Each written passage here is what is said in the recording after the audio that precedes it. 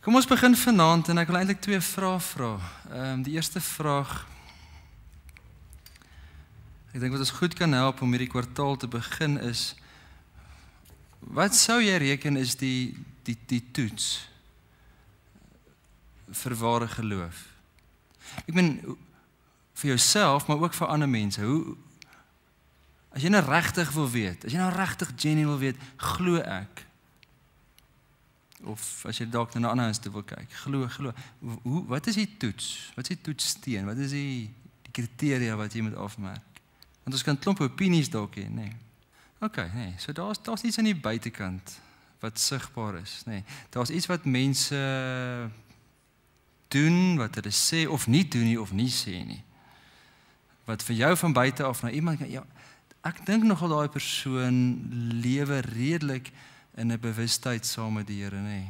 Maar ek dink ek hou daarvan. Want jy moet jouself ook nou op grond daarvan kan oordeel, nee, of kan merk.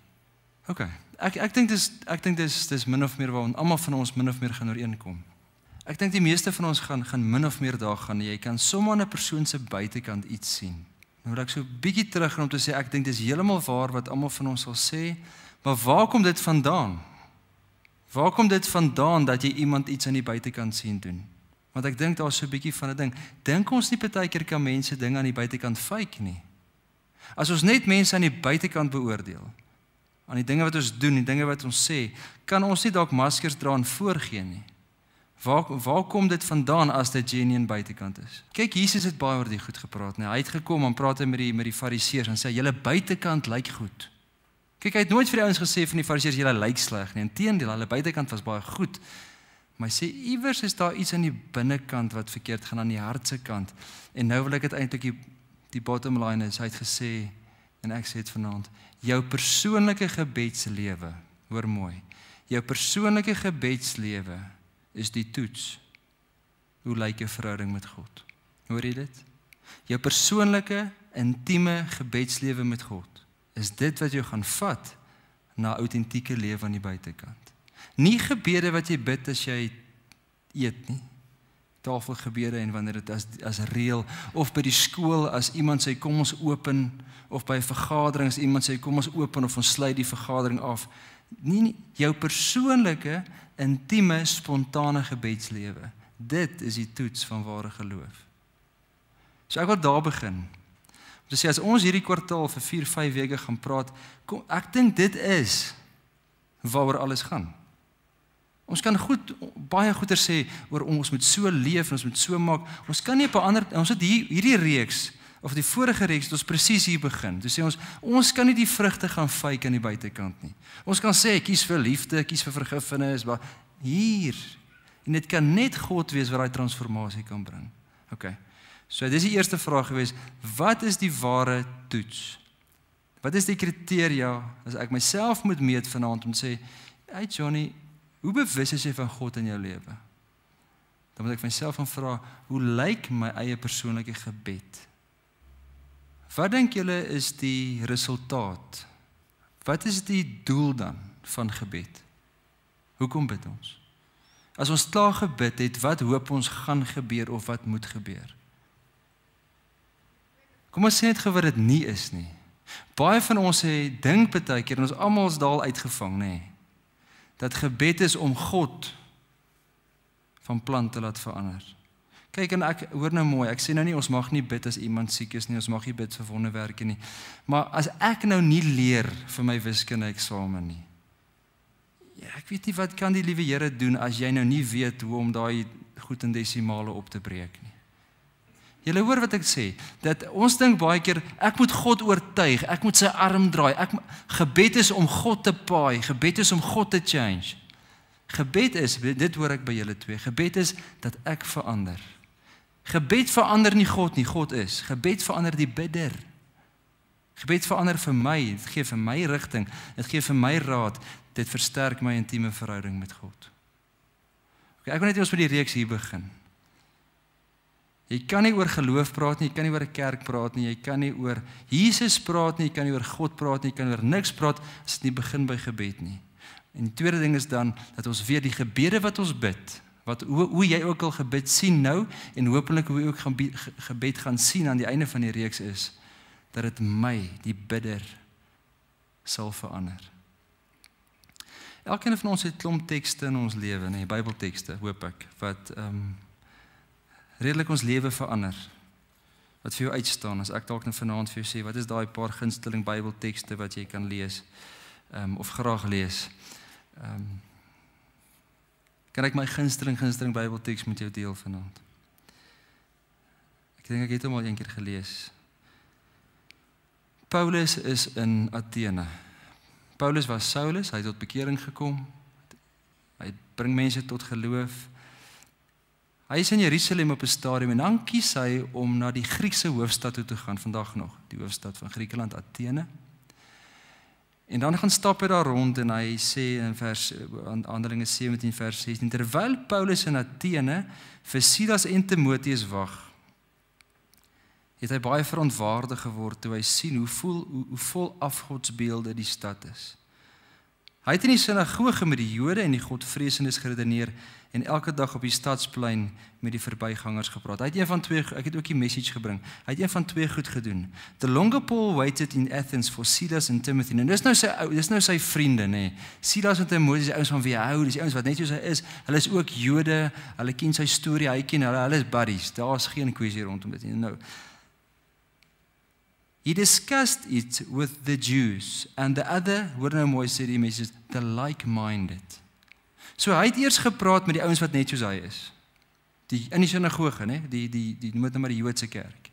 Hy gaan praat met die ouens wat soos hy is, wat soos hy lyk, wat soos hy dink, wat hom ken en hy ken hulle. So dit was die een deel van Paulus se baie mooi ding.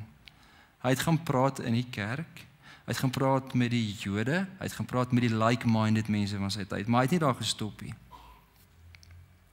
And every day he went out onto the streets and talked with anyone who happened along. Hy het ook met die verbygangers gepraat. Miskien moet ons dalk net eers hier stop. Ek en jy praat ook graag met mense. Ons verkeer ook graag saam met mense. Ons is sosiale wesens, ons hou nie van om alleen te wees nie.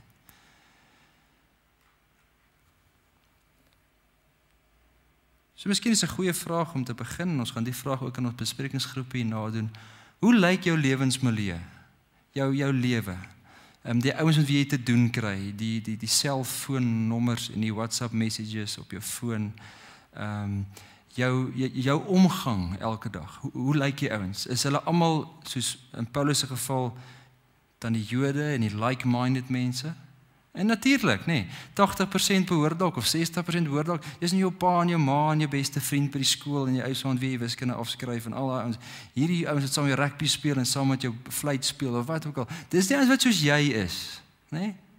Daar's 'n groot ding uitgemaak van ons moet mense rondom ons hê wat soos ons is, wat saam met ons dink, ons ondersteun en wat presies dink soos ek, wat my nie eintlik uitdaag op enige manier van my dinge nie.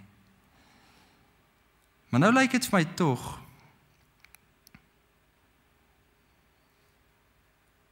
en dis miskien waarna ek wil terugkom, dat gebed ons ook te kan vat om te kan sê, maar ek behoort nie net daar te bly nie. Kyk, is maklik om te praat in 'n kerk oor God.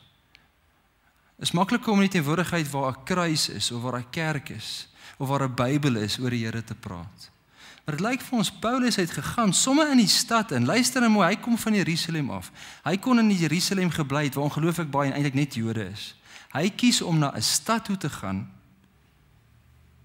waar daar baie min Jode is. Die meeste van daai ouens is Grieke, Grieks-Romeinse ouens, van die ouens wat hy nie ken nie. Kom ons lees verder wat gebeur daar. Soos dit Paulus se gewoonte was, nee, hier gaan hy, ja. Hy het in die sinagoge met die Jode en die Godvreesendes geredeneer en elke dag op die stadsplein sommer so met die verbygangers gepraat. 'n Paar van die wysgeere, dis nou 'n paar slim ouens daar, die Epikureërs en die Stoïsyne, het met hom gestry en party het gesê, wat sou hierdie praatjiesmaker nou tog wil sê? Ander het gesê, dit lyk of hy 'n boodskapper van 'n vreemde God is. En dit was net omdat Paulus die evangelie van Jesus en sy opstanding verkondig het. Hulle het hom toe na die Areopagus toe geneem. Nou dit is 'n plek in Athene, 'n groot plein, en hulle sê toe, kan ons te wete kom wat hierdie nuwe leer is wat jy verkondig. Party van die dinge wat jy sê, klink vir ons vreemd, ons wil graag weet wat dit beteken. Die Atheners in die algemeen, dis nie die ouens wat daar gebly het nie, en die uitlanders wat daar gewoon het, dit is 'n kosmopolitaanse stad, het hulle tyd aan niks anders bestee as om iets nuuts te sê of te hoor nie. En Paulus het toe in die middel van die Areopagus gaan staan en gesê, Atheners, ek sien dat julle in alle opsigte baie godsdienstig is. Terwyl ek deur julle stad geloop en kyk het, na die plekke wat julle aanbid het ek ook 'n altaar gekry waarop daar geskrywe staan aan 'n onbekende God. Nou ja, hierdie God wat julle aanbid, sonder om daarvan kennis te hê, verkondig ek nou aan julle. Kom ek sê nou vir julle, wie is daai God? Sien, hy doen twee goed. In die eerste plek is hy nie vreemd om buite sy gemaaksone, om buite sy comfort te gaan en met ouens te praat wat nie soos hy is nie. En ek en jy is ek van mening, ons almal is meer geneig om te bly en te behoort by die bekende. Ek meen, my dogtertjie van 5, maar ek dink ook baie keer mense van 50. As ons na 'n plek toe reis, sal hulle vra, wie gaan daar wees? Net, gaan ek tuis wees? Met ander woorde, ek is bekommerd, gaan ek inpas? Dis hoe ons baie keer maak, né? Dis wat ons doen op 'n Woensdag of op 'n Donderdag, as jy Vrydag aand uitgaan saam met jou vriendinne, né? WhatsApp, wat trek jy aan? Net om te weet dat jy ook soos sy kan. Dis wat modes is. Ons wil net inwees, ons wil net presies soos almal lyk. Ons wil nie uitstaan nie. Dit is ons manier. 'n Mode is, daar's iemand wat sê, ons trek van nou af iets aan. Hierdie drag, dis die mode vir die jaar. En wat doen al die ander 500,000 ape, of ek wil dit maar sê, navolgers is wat 'n aap doen? Almal van ons gaan koop presies dit wat hulle sê. Of ons sny ons hare presies so. Dit is wat mode is, nê. Hoor dit wat ek probeer sê? Dis ons manier van doen. Ons wil net behoort, ons wil net dieselfde wees as al die ander. Ons wil om uit te wees en om vreemd te wees, dis nie wat ons wil doen nie. En nou lyk dit vir my, Paulus het dit reg gekry. Om in te stap in 'n ruimte waar daar niemand is soos hy nie. Dis uitlanders, dis ouens van 'n ander taal, dis ouens van 'n ander volk. Hulle trek aan, hulle lyk anders, hulle ryk anders, hulle loop anders, alles is anders. En hy is nie bang om in te stap nie. Soms op die stadsplein begin hy praat oor die evangelie en dan praat hy nie lelik met hulle nie. Inteendeel, die oomblik as hy met die ouens kontak maak, dan begin hy met 'n kompliment. Hy sê, ja, ek sien nogal dat julle is nogal baie godsdienstig. Kom ons vat onsself bietjie soontoe. As jy nou jouself sien as deel van 'n groep, of jy in jou vriendekring is en of jy in jou familie is, en dan kyk ons baie keer na die ander, nê, of dit nou die Atheners is en of dit die uitlanders is of wie ook al. Mense wat verkeerd is. Kom ons maak dit eenvoudig. Paulus is hier en hy sien ouens wat nie in God glo nie. Hy sien net, dis hoe die teks begin het. The longer Paul waited in Athens for Silas and Timothy, the angrier he got. All those idols. The city was a junkyard of idols. Hy loop rond en hy sien net afgode. Met ander woorde, hy loop rond op die slegste plek wat jy aan kan dink. Of dit nou dobbeler plekke is en of dit ouens is wat aan drugs verslaaf is en of dit ouens is wat steel. Dis ouens wat, dis die ander klomp. As ek en jy baie keer vanuit ons posisie na daaroor kyk, wat doen ons? Ons oordeel. Ons sê dankie tog, soos die tollenaar, ek is nie soos daai ouens nie. Jy probeer hulle so ver as moontlik van jou af weghou. Jy probeer vir hulle vertel, jy probeer hulle uitsort. As ek dit vir jou kan hulp kry, ag man, ek ruk jou lewe. Verstaan, jy hou daai afstand. Paulus kom en wanneer hy in hierdie vreemde ouens se ruimte instap, dan begin hy met 'n kompliment. Jesus ouens, ek sien julle is baie godsdienstig. Ek sien hier's 'n beeld wat aan 'n vreemde God opgerig is. Kom ek vertel julle 'n bietjie van daardie God. So hy's baie vriendelik en hy is bereid om in hulle lewens in te stap. Nou praat hy van hierdie God. Hy sê, hierdie God wat julle aanbid sonder dat julle daarvan kennis het, verkondig ek nou aan julle. God wat die wêreld met alles wat daarin gemaak is. Hy is die Here van die hemel en die aarde. Hy woon nie in tempels, wat julle nou hier rondom julle sien, wat deur mense gemaak is nie. Hy het ook nie dinge nodig dat mense hom moet versorg nie. Inteendeel, dit is hy wat aan almal die lewe en die asem en alles gee. Uit een mens het hy al die nasies gemaak. Hy het hulle gemaak om oor die hele aarde te woon. Hy het hulle gemaak en hy het hulle bepaal oor hoe lank hulle sal bestaan en waar hulle sal woon. Hoor nou mooi. God het hulle gemaak om hom te soek. Kom ons skryf dit in die eerste persoon. God het jou gemaak. God het elke ander mens gemaak om hom te soek. Luister verder. En al sou hulle, of al sou jy ook moes rondtas om hom te vind, hy is nie ver van enige een van ons af nie. En dan haal hy ook 'n gedeelte aan van 'n stuk poësie wat hulle sou geken het in Athene. Een van hulle digters het gesê, aangesien ons dan self van God afstam, moet ons nie dink dat die godsheid aan beelde van goud of silwer of klip gelyk is nie. Ek is amper klaar, Paulus skryf, hy sê, God het die tye van onkunde oorgesien, maar nou roep hy al die mense oral op om hulle te bekeer, want hy het 'n dag bepaal waarop hy regverdig oor die wêreld gaan oordeel, deur 'n man, dis Jesus, wat hy uitgekies het. As bewys daarvan vir almal het hy hom uit die dood laat opstaan. Nou toe hierdie ouens nou daar rondom hom staan, hè, dit hoor, het party gelag. Ander het gesê, ons sal jou weer hieroor wil hoor. En so het Paulus van hulle af weggegaan. 'n Paar mense het egter gelowig geword. En by hom aangesluit, onder hulle was daar Dionysius, 'n lid van die Areopagus, en 'n vrou met die naam Damaris, en nog ander saam met hulle. Ek dink die vraag vir my en jou vandag is,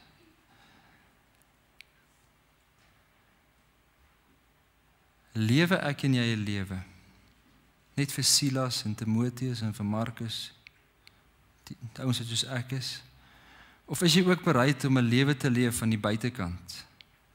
Want hoor nou mooi, voor jy vir die ouens aan die buitekant kan bid, moet jy ten minste hulle raak sien.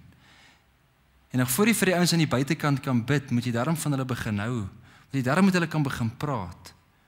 Jy sien, ek wonder baie keer, gebede soos, Here, baie dankie vir die kos vanaand, seën die hande wat dit voorberei het, en gaan ook met die wat nie so bevoorreg is soos ons nie. Amen.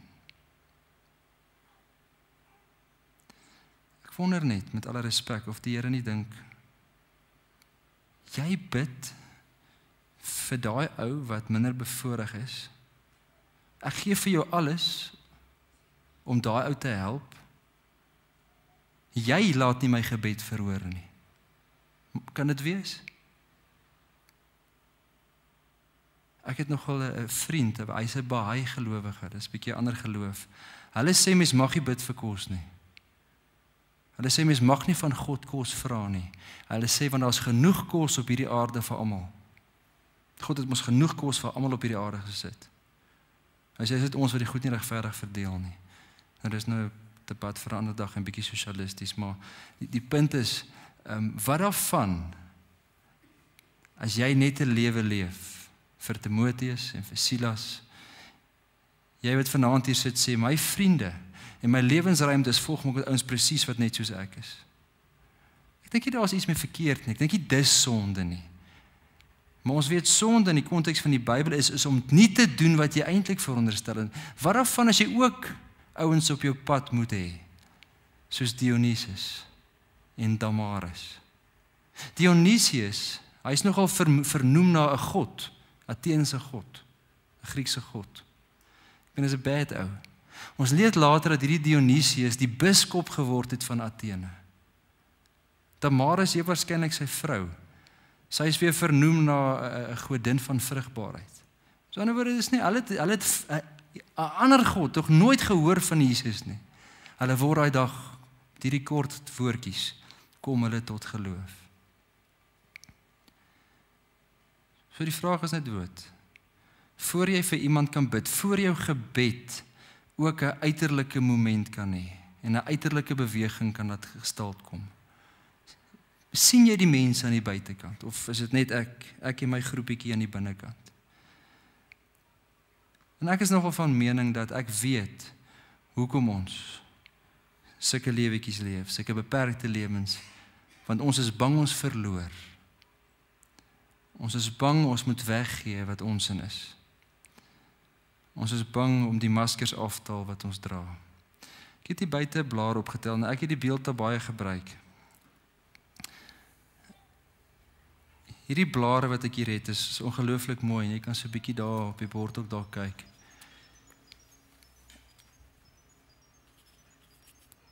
As jy regtig mooi na die blaar sal kyk, jy kan buite enigeen optel. Dis herfs. Wat is herfs? Dis wanneer bome en blare, en verskoon dan my woord, hulle feikheid verloor. Hierdie blare was groen, grasgroen, Desember, Januarie. Hulle het gelyk soos al die ander. Jy sou hom nie uitgeken het nie. En dan kom die herfs in ons lewe. En hy stroop ons so 'n bietjie van ons klorofil. Hy stroop ons so 'n bietjie van ons eendersheid. En dan begin elkeen van ons onsself ons unieke kleur kry. Party blare is rooi, met skakering van bruin. Hierdie een is groen en geel en bruin en snaakse kleure, daai is rooi. En ek dink ons wil almal net dieselfde wees. Ons wil net groen wees. En daarom as iemand nie groen is nie, as iemand nie soos ek is nie, dan wil ek hom uitsluit. Terwyl die pragt van die natuur baie keer in die herfs na vore kom. Gaan kyk na die herfsblare as jy môre 'n bietjie ry. Gaan kyk 'n bietjie hoe mooi lyk dit as daar en veral in 'n sekere dele van die wêreld waar daar natuurlike woude is, amper 'n vuurwerk vertoning is as blare begin verkleur. En wanneer hulle nie met mekaar begin kompeteer oor wie is die mooiste of die slegste nie, maar waar die rooi en die groen en die geel en die rooi mekaar begin komplementeer. En daar iets moois na vore kom.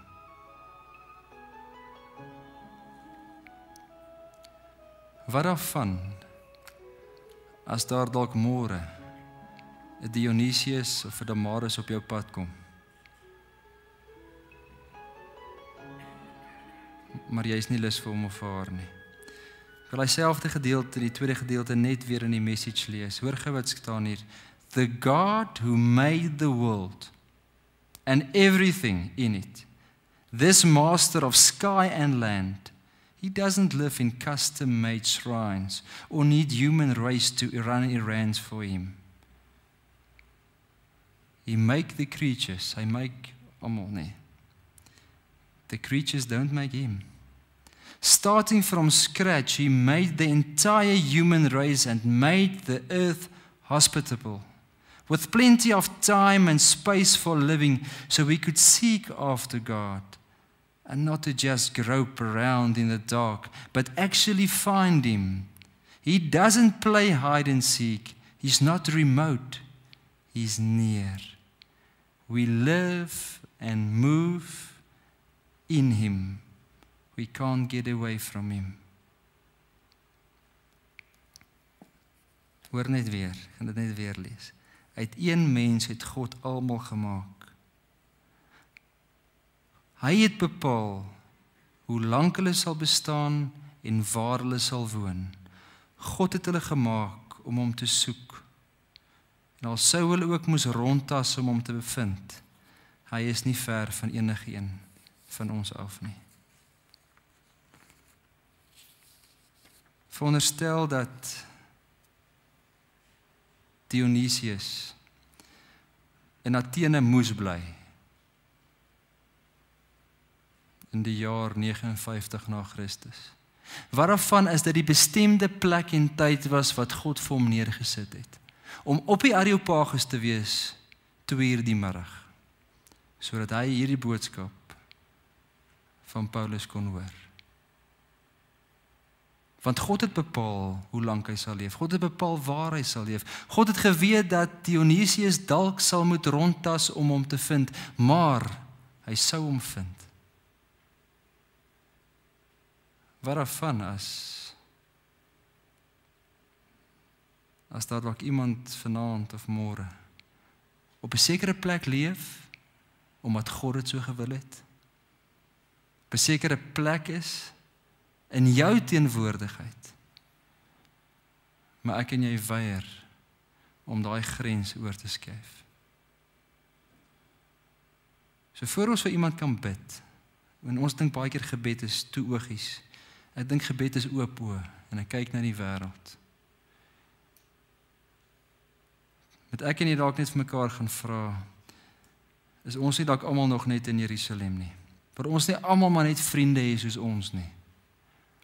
Wil ons nie maar net partykeer oor Jesus praat as ons by die kerk is, of as my Bybel naby is nie. Paulus sê dit het hom ontstel toe hy mense gesien het wat nie naby God geleef het nie. Gebed is dat God deur my sal asemhaal. Laaste 2 stellingkies kom op die bord. Hoor gou mooi is hierdie. Your daily life is your temple and your religion. Whenever you enter it, dis nou jou daily life. Die oomblik as jy jou lewe leef, take with you your all. Jou lewe, jou horlosietjie wat afloop tot aan die einde van jou lewe, dis jou tempel, dis jou geloof. Daar kan nie 'n moment, daar kan nie 'n oomblik van jou lewe verbygaan wat jy as nutteloos sien nie. Ek dink die laaste skyfie sê, gebed is dan bloot 'n manier van lewe. Gebed is 'n manier van wees. Kom ons reis so saam vir die volgende maand. Kom ons gaan maak ons oë oop. Kom ons gaan kom agter dat gebed ons kan help om in koneksie te kom, dat gebed vir ons kan help om 'n ander prentjie te skep, dat gebed ons kan help om wakker te word. Paulus was 'n streetwalker. En daar het hy vir Damaris en Dionysius raak geloop. Mag gebed vir my en vir jou help dat God deur ons kan asemhaal, dat die lewe deur ons kan asemhaal. Kom ons gaan nou hierdie week weg en ons weet dat God ons liefhet, hy is ons genadig. En Jesus Christus en met die Heilige Gees is hy by ons. Amen.